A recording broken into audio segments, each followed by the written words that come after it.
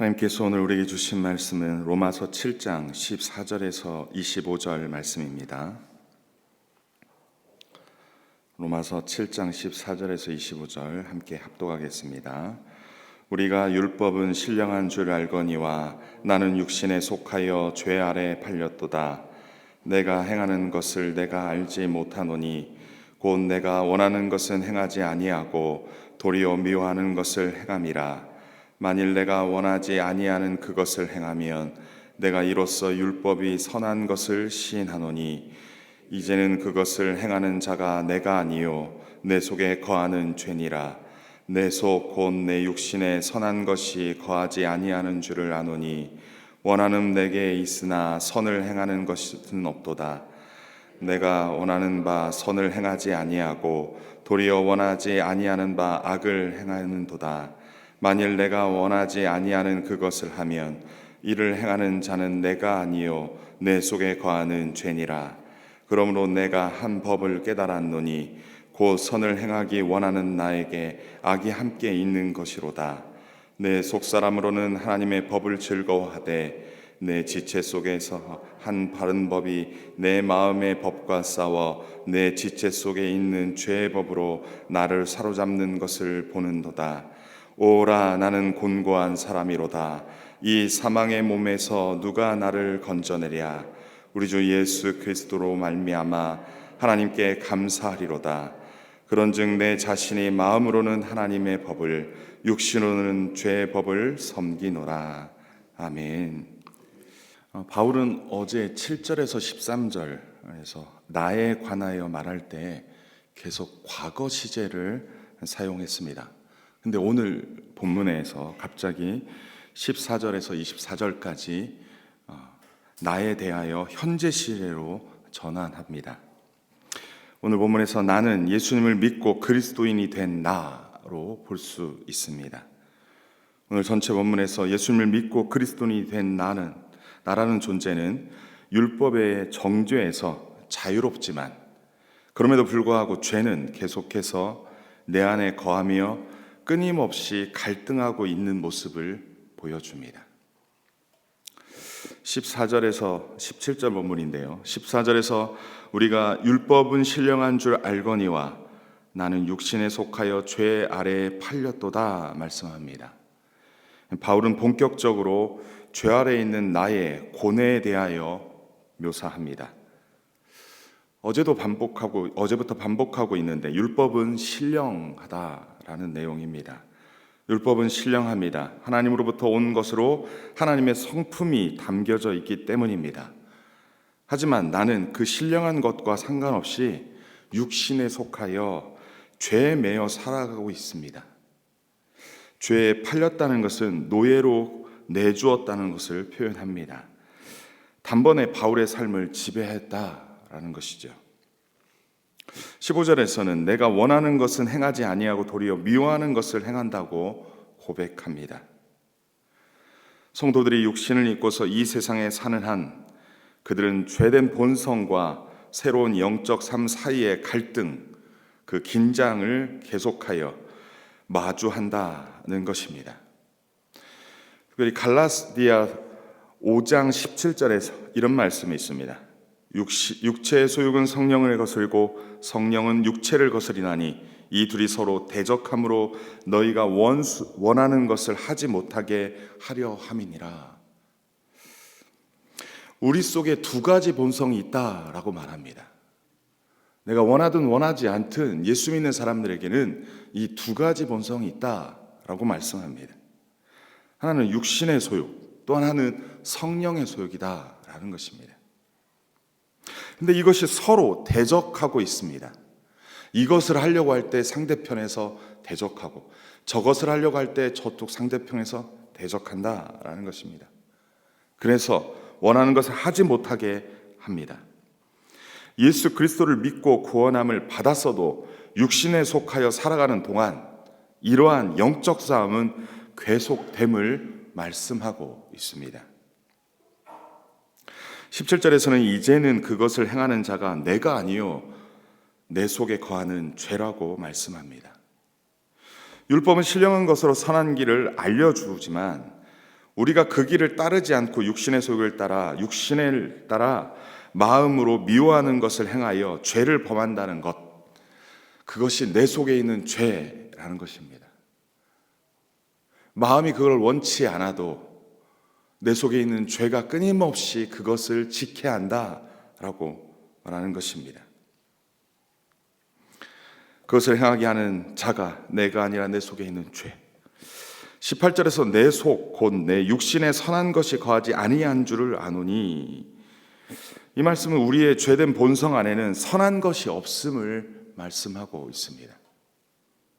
바로 이것을 인간의 존재의 일부로 보고 있습니다. 우리가 예수 그리스도께 속했고 죄에 대하여 죽기는 했지만 여전히 죄된 세상에서 죄된 본성을 가지고 살고 있다라는 것입니다. 18절 하반절에서 19절 내용을 보면 원함은 내게 있으나 선을 행하는 것은 없노라. 내가 원하는 바 선은 행하지 아니하고 도리어 원하지 아니하는 바 악을 행하는도다 말씀합니다. 바울은 무엇이 선인지를 알고 그것을 행하고 싶어 하면서도 그것을 행할 능력이 없는 사람을 묘사하고 있습니다.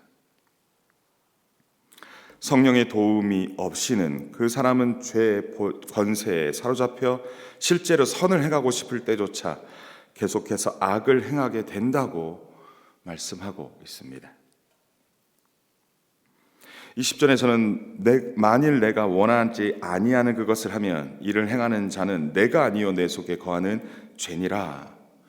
이것은 앞에서 17절에 했던 말을 또다시 반복하는 내용입니다. 그렇다면 바울은 14절에서 20절 이 말씀 속에서 무엇을 말하고 있습니까? 첫 아담 아래에 있는 인간의 실존을 말하고 있습니다. 예수 그리스도를 믿고 죄와 사망으로부터 자유를 얻었지만 육신에 속하여 사는 날 동안 율법을 온전히 지킬 수 없는 아담적인 인간이 우리의 모습이라는 것입니다. 율법에 문제가 있어서 율법을 어기는 것이 아니라 죄가 문제이고 그 죄를 허락한 나의 문제임을 말씀하고 있는 것입니다. 인간 안에 있는 죄, 곧 우리 안에 있는 죄는 우리 스스로 이길 수 없는 존재다라고 말하고 있습니다. 우리의 의지와 노력으로 할 수 없다. 지금 그것을 말하고 싶은 것입니다. 내가 원하는 바 선은 행하지 않고 내가 원하지 아니한 바 악을 행하는도다라고 말하고 있는 것입니다. 그렇다면 예수 그리스도를 믿고 의롭게 된 우리가 이렇게 아무런 대책 없이 당하고만 살아야 합니까? 다른 대안은 없습니까? 성경은 21절 이하에 그것을 말하고 있습니다. 21절에서 바울은 그러므로 내가 한 법을 깨달았다라고 말합니다. 이것은 바울이 한 원리를 깨달았음을 의미하는 것입니다.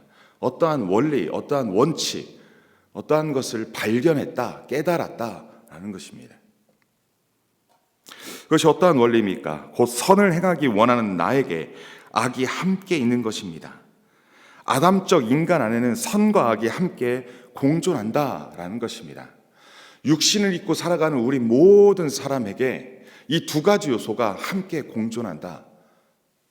내가 무엇인가를 살고 싶은데 그 반대편에서도 살고자 하는 욕구가 함께 공존한다라는 것입니다. 바울은 22절, 23절에서 21절에 선과 악이 함께 공존하는 것에 대하여 자세히 설명합니다. 내 속사람으로 난 하나님의 법을 즐거워한다.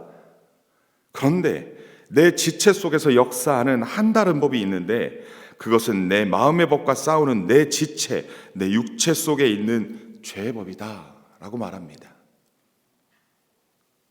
그 죄의 법이 나를 사로잡는 것을 본다라고 지금 바울은 말하고 있습니다. 여러분, 우리도 가끔 그것을 경험하지 않습니까? 내가 분명히 이것을 원하는데 내 마음속으로 이거를 원하는데 지나고 보면 내가 그대로 하지 않고 다른 길로 가고 있는 것, 다른 것을 행하고 있는 것, 내가 마음먹은 대로 살지 못하고 끊임없이 다른 길로 가고 있는 나, 그러한 것들을 발견하는 것.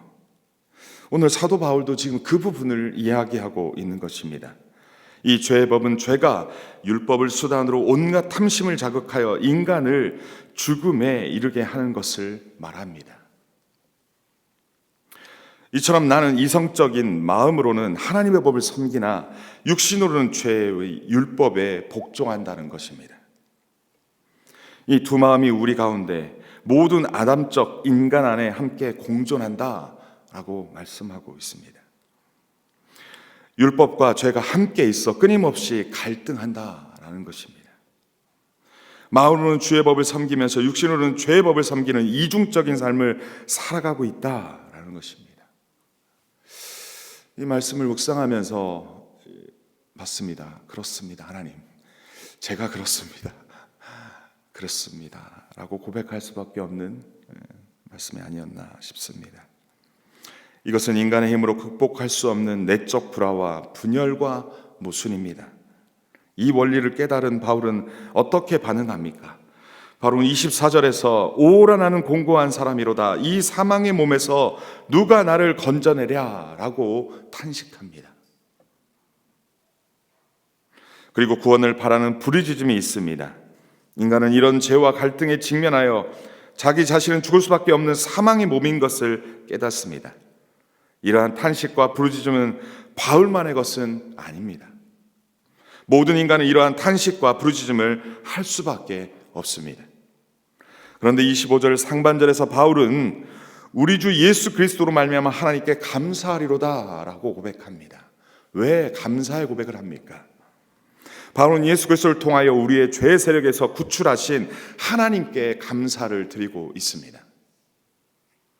이 죄 세계에서 내가 그곳에서 빠지고 싶고 벗어나고 싶고 오직 주님의 그 선하시고 신령한 율법의 하나님의 가르침대로 살아가고 싶지만, 그렇게 몸부림치지만, 그렇게 의지적으로 살려고 하지만 안 되는 나, 어찌 살아낼 수 없는 나, 그 속에서 하나님이 구원하시고 하나님이 이끄신 것에 대한 감사하는 기도를 했다라는 것입니다. 이 절망의 탄식과 부르짖음이 주를 향한 절망과 탄식일 때 소망이 있습니다. 우리의 삶 가운데 절망과 탄식은 누구에게나 다 있습니다. 그런데 그것이 사람이 아닌, 사람을 향한 것이 아닌 하나님께 탄식하고 하나님께 부르짖을 때 소망이 있다라는 것입니다. 이 사망의 몸에서 우리를 건져낼 분은 우리 주 예수 그리스도입니다. 생명이 주께 있습니다. 우리 하나님은 자기를 찾는 자들의 부르짖음을 외면하지 않습니다. 하나님께서는 당신을 찾고 부르짖는 자들의 소리를 들으십니다. 왜 이렇게 침묵이 길입니까? 왜 이렇게 끝도 없이 이렇게 가고 있습니까? 라며 탄식하고 그 하나님께 탄식하고 그 하나님께 부르짖을 때 우리 하나님 듣지 않는 것 같지만 우리 하나님 들으신다라고 오늘 성경은 말하고 있는 것입니다. 우리 하나님은 살아계십니다. 우리 눈에 보이진 않아도 우리와 함께 하십니다. 그리고 악한 권세에 사로잡힌 자들을 자유케 하시고 불경건한 자들을 의롭다 하심으로 응답하십니다. 저는 절망 가운데 탄식하며 부르짖는 것이 소망이라 여겨집니다. 그것도 사람에게가 아니라 하나님에게 탄식하며 부르짖을 때 그것이 소망이라 여겨집니다. 우리는 죄의 권세를 어찌하지 못합니다. 우리가 감당할 수 없는 것입니다. 이때 이 문제를 하나님께 맡기며 하나님을 의존하는 것, 하나님을 의지하는 것이 믿음이고 신앙입니다. 나는 할 수 없지만 나의 주 나의 하나님은 이 문제에서 나를 불쌍히 여겨 주여 나를 도와 주옵소서. 주여 나를 구원하여 주옵소서. 자신의 한계를 깨닫고 자신의 절망을 깨닫고 자신의 비참함을 깨닫는 모든 사람들의 탄식과 부르짖음, 그 속에는 무력한 인간 본연의 모습이 있습니다. 이제 자기 스스로 무엇인가를 할 수 있다는 인간의 환상은 산산이 철저히 부서진 것입니다. 자기 자신의 뜻대로 그 무엇도 해낼 수 없는 자기 자신의 한계를 인정하고 하나님을 의지하며 살아가는 존재가 하나님을 믿는 자, 그것이 하나님을 믿는 자인 것입니다. 지금 그리스도인인 저와 여러분은 성화의 길에서 영적 좌절을 경험하고 있지는 않습니까? 똑바로 살고 싶고 정말 하나님이 기뻐하시는 인생을 가고 싶고 그렇게 했지만 여기까지가 내 한계인가? 여기까지밖에 내가 하지 못하는가? 가끔 나의 삶을 뒤돌아보면 그때 왜 저랬지? 이러한 모습은 그리스도인들의 모습, 우리들의 모습이 아닐까 합니다. 매일 하나님의 말씀을 묵상하고 그 말씀대로 살아간다 하지만 그렇게 살아내지 못하는, 여전히 그렇게 하지 못하는 신령한 사람이 되기는커녕 여전히 죄에 매여 살아가고 있는 모습, 그게 우리의 모습 아닌가 싶습니다. 성경적 지식이 구원을 보장하지 않습니다. 신앙의 연수가 우리를 구원하지 않습니다. 자신의 한계를 인정하고 주 예수 그리스도를 구하고 그 주님을 의지하는 자를 찾으시고 구하고 계십니다. 자기 자신을 하나님 앞에서 바로 인식하고 우리의 진정한 구원자 우리 주 예수 그리스도를 의식하고 의지하며 살아가는 이 한 날, 이 한평생 되시기를 소원합니다. 그래서 날마다 주께서 함께 하심으로 승리하시는 신앙생활 되시기를 주 예수 그리스도의 이름으로 간절히 축원합니다.